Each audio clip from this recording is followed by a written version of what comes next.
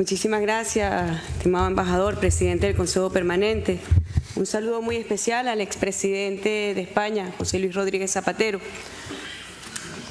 Venezuela ha querido convocar este Consejo Permanente, primero que nada, para agradecer a los Estados miembros que el 1 de junio aprobaron por consenso una resolución de apoyo al diálogo en Venezuela, con absoluto apego y respeto a la soberanía nacional de Venezuela. Quiero también agradecer a la Unión de Naciones Suramericanas, UNASUR. Nosotros como país suramericano formamos parte de la familia suramericana y en ese sentido el gobierno del presidente Nicolás Maduro ha pedido el acompañamiento de la UNASUR y de los expresidentes Rodríguez Zapatero, Leonel Fernández y Martín Torrijos, a quienes también damos nuestro agradecimiento. Especialmente también yo quiero agradecer al gobierno de la República Dominicana porque ha permitido que sea en su tierra que se lleven a cabo algunas de las reuniones que ya se han iniciado, como bien informó el presidente Zapatero. Nosotros nos preguntamos y queríamos aclarar muchas cosas acá. ¿Por qué el gobierno del presidente Maduro decidió promover un diálogo con la oposición venezolana? Y hay un hecho legislativo reciente, y fue la llamada ley de autoperdón o ley de amnistía, donde expresamente, y voy a leer textual, artículo 2 de esa ley, se otorga la más amplia amnistía de los hechos considerados delitos, faltas o infracciones mencionados en la presente ley, cometidos o que puedan haberse cometido desde el 1 de enero de 1999 hasta la entrada en vigencia de esta ley. Delitos futuros incluso contemplaba. Cosa extraña en la figura de las amnistías, que se amnistíen delitos futuros. Pero ¿por qué hago esta precisión cronológica? Porque nos lleva a la preocupación del gobierno legítimo y constitucional de Venezuela, que es encauzar pacíficamente las expresiones y el accionar político de la oposición venezolana. En el artículo 4 de esa misma ley dice: se concede la amnistía, bla, bla, bla, bla, bla, bla, bla, que se estime hayan estado dirigidos a cambiar el orden institucional o el gobierno establecido. Esto es distinto a pensar diferente. Aquí expresamente se confiesa que se ha cometido una serie de delitos desde el 1 de enero de 1999 hasta la fecha futura, llamando a insurrecciones futuras, para cambiar un gobierno, derrocar un gobierno.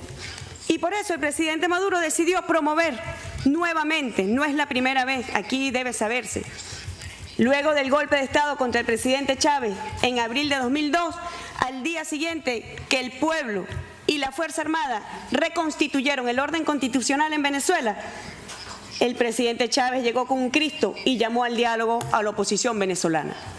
No es la primera vez. Ya en el año 2014 también, cuando se desarrolla el plan llamado La Salida del gobierno constitucional y legítimo del presidente Maduro, el presidente Maduro, frente a los hechos de violencia extrema que sometieron al terror, a la angustia y al sufrimiento al pueblo de Venezuela, llamó a una mesa de diálogo, los diálogos de paz. Y establecimos diálogos con todos los sectores nacionales en Venezuela, sociales, estudiantiles, trabajadores, empresariales, todos los sectores existentes en el país. En el caso específico se ha pedido el acompañamiento de la UNASUR, porque somos un país suramericano, fundadores de UNASUR, porque creemos fervientemente en nuestros mecanismos de unión y de integración. Y lo hemos promovido justamente para encauzar de forma pacífica las expresiones de insubordinación y derrocamiento de la oposición venezolana, que habiendo tenido un triunfo el 6 de diciembre de 2 de los 20 procesos electorales en Venezuela, se envalentona y pretende desde el Parlamento, como así lo dijo su presidente el 5 de enero de este año, derrocar al gobierno de Venezuela. La Constitución venezolana establece la división de poderes en un régimen presidencialista y establece que las funciones del Parlamento es promover leyes, aprobar leyes. No dice en ninguna parte que una función constitucional es derrocar al gobierno legítimo y constitucional de Venezuela. Vemos con preocupación que hay una tendencia peligrosa en esta organización. El día 5 de mayo estuve yo presente en este Consejo Permanente y hablábamos que desde su génesis la Organización de Estados Americanos tiene en su naturaleza dos fuerzas que se confrontan: el Estado de Derecho hemisférico y las pretensiones imperiales del país hegemón de esta región y su área de influencia. Y esa contradicción en su naturaleza jurídica, conceptual y espiritual está presente hoy también en este Consejo Permanente.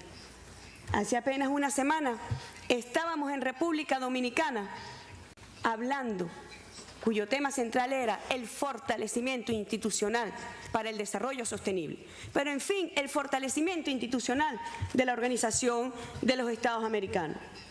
Y nosotros vemos con preocupación, yo esperé para hablar de última, quería desde un principio haber agradecido al presidente Zapatero, haberles agradecido a los países que apoyaron y apoyan esta gestión de diálogo. Pero he escuchado con preocupación quienes dicen: ha transcurrido mucho tiempo y ustedes no están haciendo un buen trabajo.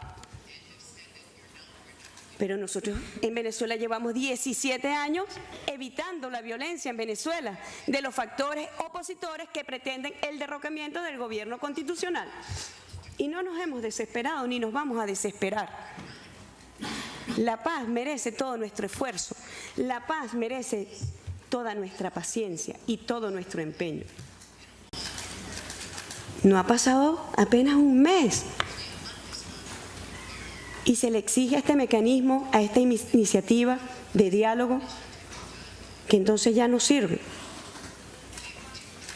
Y voy a seguir expresando mis preocupaciones de lo que he escuchado acá, porque también he escuchado que como prácticamente no se ha dado un trabajo eficiente en apenas un mes, tratando de encauzar 17 años de violencia que se pretende instaurar en Venezuela, y el gobierno responsablemente ha consolidado el Estado de Derecho.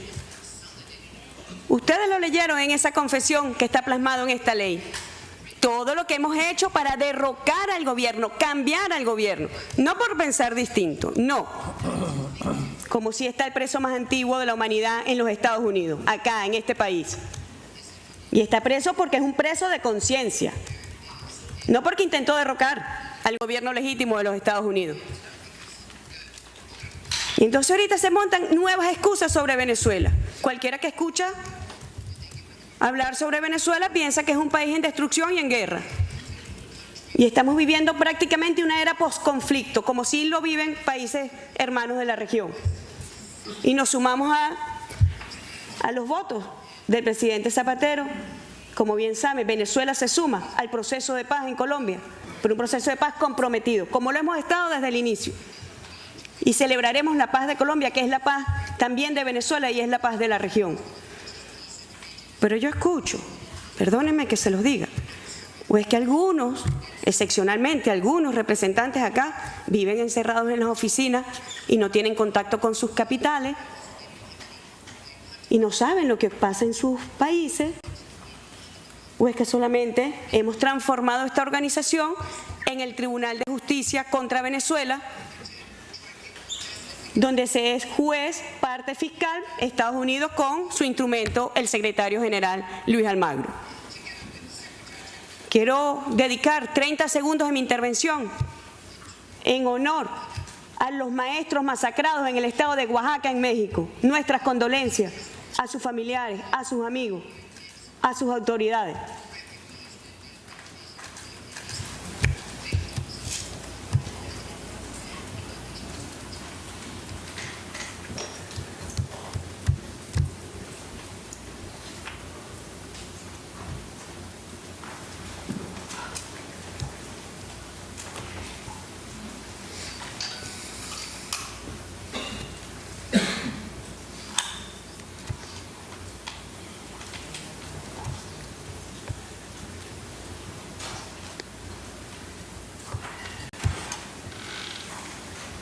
homenaje a los maestros masacrados en el estado de Oaxaca, de los pueblos y del pueblo de Venezuela. Un sentido homenaje, porque sabemos la represión que han sufrido y la bárbara masacre que allí se ha cometido.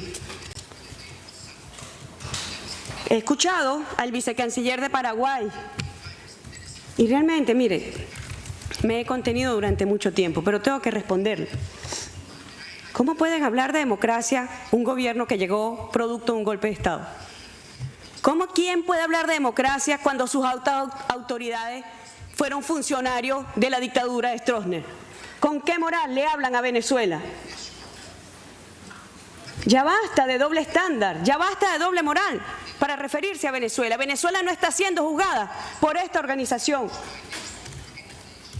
Al igual que yo imagino que el representante de los Estados Unidos está hablando en nombre propio, porque no refleja el sentido y el espíritu de la reunión que en privado sostuve con el secretario John Kerry, donde reafirmó el principio de respeto a la igualdad soberana de los estados.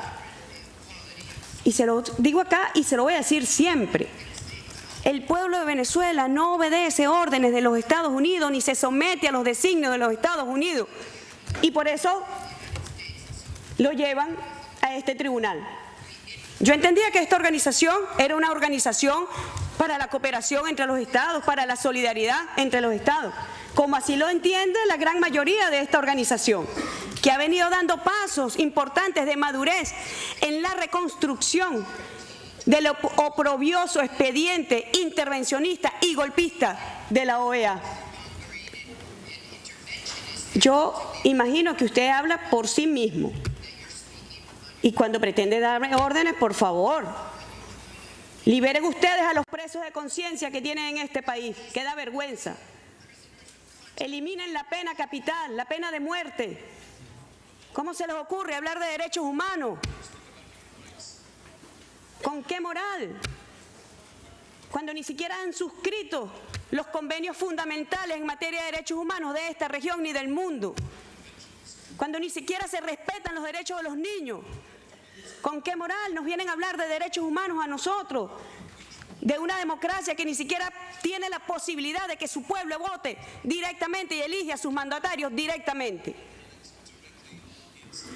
Si usted tiene que hacer algún reclamo sobre los mecanismos de participación política constitucionales que existen en Venezuela, sobre el referendo revocatorio, reclámele a sus aliados en Venezuela que no lo hicieron el 11 de enero y por tanto no es posible cumplir el cronograma legal para que se lleve a cabo ese mecanismo este año. Reclámele a sus aliados, no le reclame al gobierno de Venezuela ni al poder electoral venezolano, que somos autónomos, independientes y soberanos, y estamos llamados además con responsabilidad a hacer respetar el Estado de Derecho en Venezuela. No puede venir ni pretender ningún gobierno extranjero a exigirle a Venezuela que vulnere su Estado de Derecho. Eso es inadmisible. Y con esta misma fuerza nosotros defendemos el Estado de Derecho multilateral, porque es lo único que tenemos los países que no nos alineamos al país y al área de influencia del país hegemón de esta región. Esa es la tendencia peligrosa que vive esta organización. Y yo he escuchado también en las intervenciones, y casi que irónicamente se invita a un expresidente para que avale una convocatoria que ha violentado todas las normas procedimentales de esta organización, como la que ha hecho el secretario general para el día 23 de junio. ¿Y dónde queda el principio de no intervención en los asuntos internos de los estados? ¿Y dónde queda aquello de la soberanía de los estados miembros y de los gobiernos de los estados miembros? ¿A cuenta de qué? ¿Basado en qué?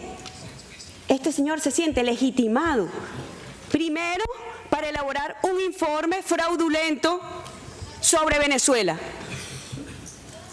sin contar ni siquiera con la solicitud del gobierno del Estado miembro concernido.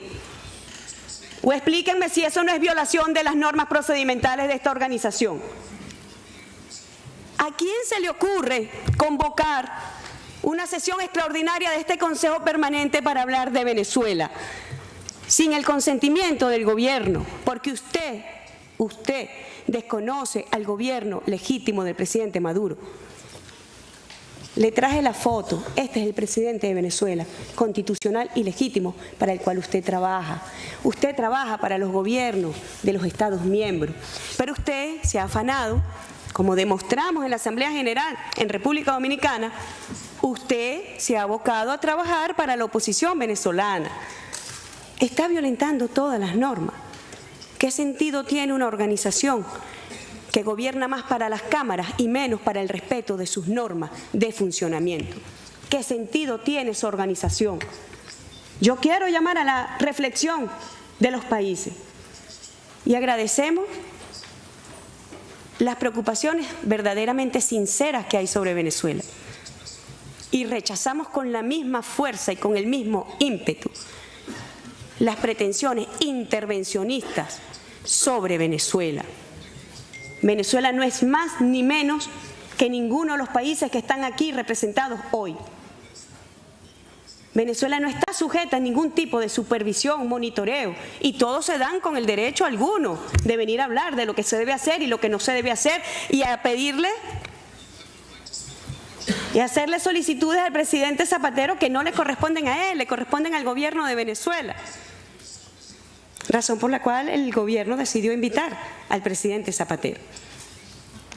He escuchado sobre un grupo de amigos, lo de mire, dejen que este proceso de diálogo, si ustedes de verdad tienen interés sincero en él, dejen que prospere, dejen que avance, dejen que los expresidentes y la UNASUR hagan su trabajo. ¿Ustedes saben por qué un sector radical de la derecha venezolana no se ha sentado a dialogar? Porque el secretario general de esta organización les ha ofrecido que el día 23 aplicarán la Carta Democrática a Venezuela, que no hace falta ningún diálogo. Obstaculiza el diálogo en Venezuela.